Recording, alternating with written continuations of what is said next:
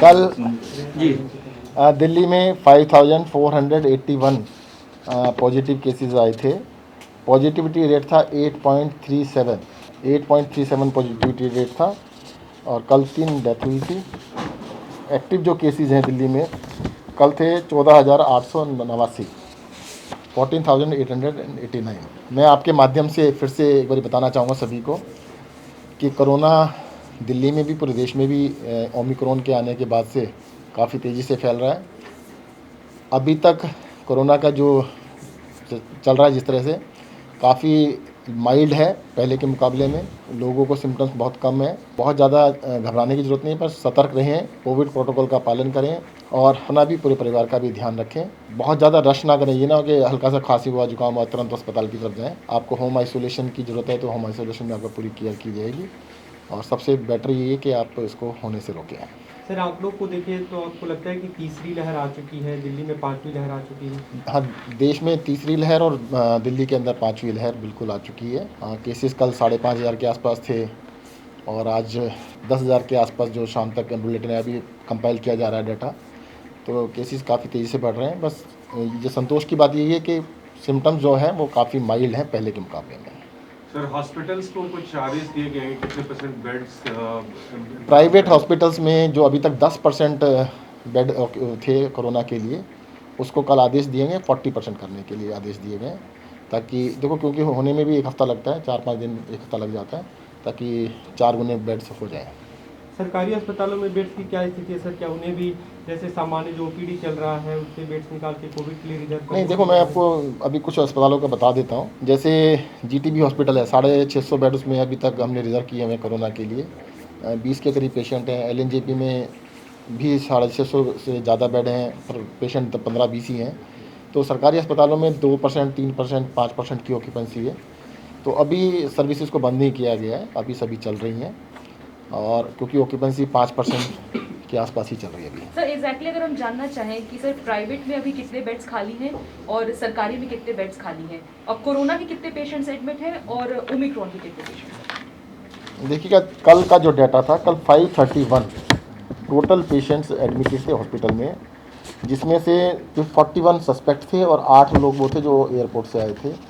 तो 482 पेशेंट आप कोरोना के कह सकते हैं हॉस्पिटल के अंदर थे टोटल, जिसमें आप आधे प्राइवेट मान लीजिए, आधे गवर्नमेंट में मान लीजिए।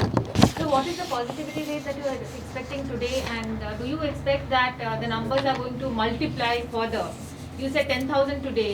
So अभी in another 2 days, data collect किया जा रहा है, सारा डाटा कलेक्ट होने में थोड़ा समय लगेगा, पर हाँ लगता है 10,000 के आसपास आएंगे और पॉजिटिविटी 10% के आसपास आनी चाहिए। सर, पिछली बार जब कोरोना का पीक था एक दिन में 27,000 केस तक आ रहे थे। इस बार ओमिक्रॉन की वजह से बोल रहे कि बहुत ज़्यादा फैल रहा है। क्या आप लोगों ने कुछ उम्मीद की है कितने केसेस तक एक दिन में आ सकते हैं, उस हिसाब से तैयारी की है?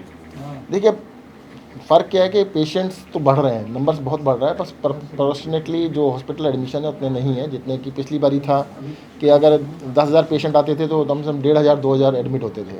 अब 10,000 पेशेंट के ऊपर अगर 200 या 300, 350, मतलब पहले एडमिशन 15% था, अब एडमिशन 3% के आसपास है। सर, सीएम की क्या तबीयत कैसी है आज, क्योंकि उन पर वो कोमॉर्बिड हैं तो इसलिए उनकी सेहत का भी अगर आप उनकी तबीयत बिल्कुल ठीक है, आइसोलेशन में है and he is fine. Sir, home isolation को लेकर कोई मीटिंग है आज? मीटिंग तो रोज ही होती है, अलग से नहीं है, आज रोज। सर, आइसोलेशन सेंटर जो आप लोगों ने बनाया है वहाँ पे क्या कुछ तैयारियां हैं? जैसे ज़्यादातर लोगों में सिम्टम्स नहीं है लेकिन सभी लोग अपने घर पे होम आइसोलेट नहीं हो सकते, उनकी ऐसी व्यवस्था नहीं होती है। देखिएगा, ऐसे हमने लोगों के लिए isolation पहली बात तो ये center कि जो सिम्टम नहीं है उनको ज़्यादा चिंतित होने की आवश्यकता नहीं है। जिन लोगों को सिम्टम्स हैं उनको होम आइसोलेशन में रखा गया है, जिनके घर में जगह नहीं है उनको कोविड केयर सेंटर्स की स्थिति है अभी हमारे पास काफ़ी, वहाँ पर भी 5% ऑक्यूपेंसी है। कितने सेंटर्स हैं सर, कितने बेड्स हैं, अगर कुछ जानकारी आप दे? कल का डाटा मैं बताया था जो अभी स्टार्ट किए हुए थे 4,547, जिसमें से 324 पेशेंट्स थे कोविड केयर सेंटर जी, और इसमें 324 में से आधे से ज़्यादा पेशेंट वो हैं जो विदेशों से आए हैं। वो इनको पेशेंट एक्चुअली कहना ठीक नहीं है, उनको कोई सिम्टम नहीं है ज़्यादातर लोगों को, तो उनको भी इसी में रखा गया। सर, आपने फिर कोविड वॉर रूम की शुरुआत की है, उस कोविड वॉर रूम में कौन कौन सी जानकारी आपको आपके पास डायरेक्ट आ रही है, और जो ऑक्सीजन के व्यवस्था की है ऑक्सीजन प्लांट्स को लेकर वो क्या है? ऑक्सीजन के लिए कि जितने भी LMO टैंक्स हैं, जो बड़े टैंक्स होते हैं जहाँ पे ऑक्सीजन रखी जाती है, उनके अंदर टेलीमेट्री डिवाइस लगा रहे हैं, जिससे कि लाइव पता रहेगा कि किस टैंक में कितनी ऑक्सीजन बाकी है। ऐसा ना हो कि अचानक ऑक्सीजन ख़त्म हो जाए और उसके पता लगे कि ख़त्म, तो अलर्ट पहले ही आ जाएगा कि इतनी ऑक्सीजन बाकी है, तो उसको ताकि पूरा किया जाए। कोविड वॉर रूम में क्या होगा सर? कोविड रूम में सारे बेड ऑक्यूपेंसी, कितने पेशेंट पॉजिटिव हैं, कितने ठीक हो रहे हैं, कहाँ पर ICU बेड की ज़रूरत है, तो उसके बारे में डिस्ट्रिक्ट वाइज भी, हॉस्पिटल वाइज भी सारा डेटा सर रहेगा। जितने आपकी कोविड केयर सेंटर थे उनमें एक दो को अभी ऑपरेशनल किया गया था, CWG यमुना स्पोर्ट्स कॉम्प्लेक्स को, क्या सभी को ऑपरेशनल कर रहे हैं, जैसे बुराड़ी का जो था, या हाँ जी, सबको ऑपरेशनल कर रहे हैं, परंतु अभी देखो ऑक्यूपेंसी जो ऑपरेशनल है उनके अंदर भी ऑक्यूपेंसी सिर्फ 7% है, 93% बेड खाली है। होम I have आइसोलेशन में I सर जो have a लोग question, sir. If you look at the bed occupancy, especially oxygen beds, also numbers अगर आप compare करें एक हफ्ते से पहले, now it is starting to filled up very fast. वो rate of increase थोड़ा higher हो रहा है. So keeping that in mind, is that a cause for concern? देखो मैं एक चीज़ बता देता हूँ आपको, कल जो 418 बेड थे उसमें से 308 पेशेंट ऐसे थे जिनको किसी तरह की सपोर्ट की ज़रूरत नहीं थी। 168 जो पेशेंट थे उसमें से ऑक्सीजन सपोर्टेड बेड पे थे, ऑक्सीजन की ऑन एंड ऑफ ज़रूरत पड़ी थी, और 14 पेशेंट जो थे वो वेंटिलेटर बेड्स के। लेकिन सर, वो एक जो दिन पहले संख्या था सात ना, थी। वो जो संख्या आप बता रहे हैं 168 on oxygen beds and 14 on ventilators, वो पहले दिनों में और भी कम था, वो नहीं, बढ़ रहा है सर, दैट इज द नहीं, क्वेश्चन। नहीं, बढ़ रहा है, पर परसेंटेज में देखना पड़ेगा क्योंकि नंबर पे पेशेंट का बहुत बढ़ रहा है। जिस टाइम पर दिल्ली के अंदर, अभी ये दूसरी तरह से आप देख सकते हैं, 15,000 एक्टिव पेशेंट थे कल, 15,000 पेशेंट में 14 बेड ऑक्यूपाइड थे वेंटिलेटर के।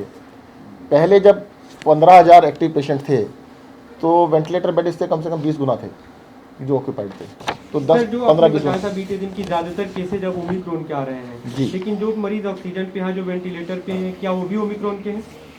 नहीं, देखो अब सबकी ना जीनोम सीक्वेंसिंग हो नहीं सकती, जी। पॉसिबल ही नहीं है कि जब तक नंबर था 100-200 रोज़ आ रहा था तब तक सबकी कर रहे थे हम लोग। अब क्योंकि हज़ारों में आ रहा है तो इनकी genome sequencing is not possible, और ICMR ने भी कहा कि जीनोम सीक्वेंसिंग करने का लॉजिक नहीं बचता है, तो सैंपल सीक्वेंसिंग कर रहे हैं।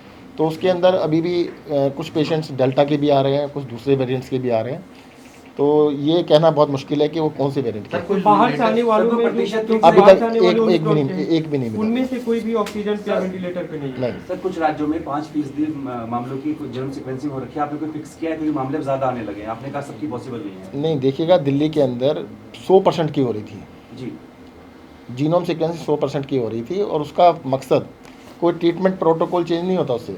ट्रीटमेंट कोरोना का वही है, डेल्टा का भी, ओमिक्रॉन का भी और दूसरे वेरिएंट्स का भी, सबका एक ही ट्रीटमेंट प्रोटोकॉल है। ये सिर्फ एकेडमिक एक्सरसाइज थी देखने के लिए कि क्या देश में ओमिक्रॉन भी आया है या नहीं आया है। अब ये कंफर्म हो चुका है कि ओमिक्रॉन देश में आ चुका है, ओमिक्रॉन फैल रहा है। अब कितने फीसदी मामलों की सर हो रही है? अभी डेली कहते 300-400 की। उनमें से सर कोई भी ऑक्सीजन या टेस्टिंग को लेकर पिछले जब ये मामले एकदम से बढ़ने लगे तो 65,000 75,000 के आसपास टेस्ट हुए थे एक दिन में, लेकिन पिछले 1-2 दिनों की बात करें तो 65,000 के आसपास टेस्ट हो रहे हैं। तो क्या सर उनको बढ़ाना है या ने टेस्ट बढ़ा दिए गए ऑलरेडी। आप कहते हैं पहले 50, 55, 60 हज़ार हो रहे थे, अब 70 से ऊपर हैं, और वो और भी बढ़ा रहे हैं। लेकिन सर, कल चीफ कल मिनिस्टर- 65,000 की टेस्ट हो पाए हैं, उससे पहले 63,000 के आसपास ही टेस्ट हो पाए हैं 2 दिन के बाद। आज 90,000 आएंगे, चिंता मत करो। सर करीब 10,000 मरीज होम आइसोलेशन में। होम आइसोलेशन को लेकर आप लोग की जो नीति थी, उनको उनके घरों तक ऑक्सीमीटर पहुंचाना या दवा पहुंचाना, सभी पेशेंट्स के साथ जो भी होम आइसोलेशन में है उनके घर हमारी टीमें जा रही हैं, उनको पल्स ऑक्सीमीटर, थर्मामीटर, दवाइयाँ, सब चीज़ें दी जा रही हैं, और डेली उनसे फ़ोन पे कांटेक्ट करके उनका हालचाल जाना Sir, the Chief Minister had said that Delhi will be ready for 3 lakh tests a day and 1 lakh patients per day. Is the government ready to handle those numbers as of today? देखो testing का जो बताया था ना, इतने test करने की हमारे पास कैपेसिटी है कि 3 लाख तक टेस्ट हो सकते हैं। पिछली बारी हमारे पास कैपेसिटी 1 लाख की थी, तो इस बारी हमारे पास कैपेसिटी 3 लाख की है। सर कितने तैयार केंद्र हैं सर? सरकार और केंद्र सरकार Are और we राज्य ready सरकारों now को is the question, sir, because projections are नहीं। very bad. नहीं, देखिए दिल्ली में इसी वजह से कि भी देखो 2 चीज़ें होती हैं, एक तो कोरोना को होने से रोकना, दूसरा अगर होता है तो उसका इलाज करना। होने से रोकने के लिए दिल्ली सरकार ने बहुत ही प्रोएक्टिव डिसीजंस लिए। देश के अंदर सबसे पहले हमने अलर्ट्स जारी किए, सारे स्कूल, कॉलेज, एजुकेशन इंस्टीट्यूशन सबको बंद कर दिया, शॉप्स को ऑड इवन कर दिया, मॉल्स को ऑड इवन कर दिया, जिम बंद कर दिए, तो बहुत सारी चीज़ें हमने बंद कर दी। और इवन इसी चीज़ को ध्यान में रखते हुए हमने वीकेंड कर्फ्यू भी लगाया है। इस बारी फ्राइडे इवनिंग से लेके मंडे मॉर्निंग तक वीकेंड कर्फ्यू भी रहेगा। तो वो सारी कवायद जो है वो इसलिए है कि केसेस को होने से रोका जाए। तो फर्स्ट स्टेज है कि रोका जाए, फैलने से रोका जाए, और दूसरा है कि अगर फैलता है तो जो अगर बीमार हो तो उनका इलाज किया जाए।